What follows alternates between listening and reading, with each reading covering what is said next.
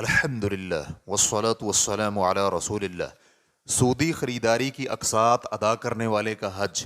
سوال کیا گیا ہے، میرے والدین نے قسطوں پر گھر خریدا ہے اور وہ اس قرض پر سود ادا کرتے ہیں، اور اب انہوں نے حج پر جانے کا فیصلہ کیا ہے اور مکان کی اقساط کی ادائیگی کے ابھی 15 برس باقی ہیں، تو کیا مقروض ہونے کے باوجود ان کے لیے حج کی ادائیگی جائز ہے؟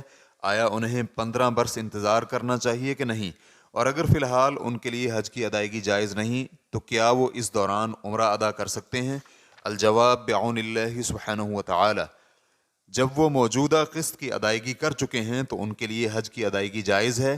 انہیں سب اقساط کی ادائیگی کا انتظار نہیں کرنا چاہیے، بلکہ جب وہ موجودہ قسط کی ادائیگی کی استطاعت رکھتے ہیں اور حج بھی کر سکتے ہیں تو ان دونوں پر حج کی ادائیگی واجب ہے، اور اسی طرح عمرہ بھی ادا کرنا ہوگا، اور اس کے ساتھ ساتھ انہیں اللہ سبحانہ و تعالیٰ کے ہاں سود سے بھی توبہ کرنی ہوگی جس میں وہ اپنے آپ کو ڈال چکے ہیں۔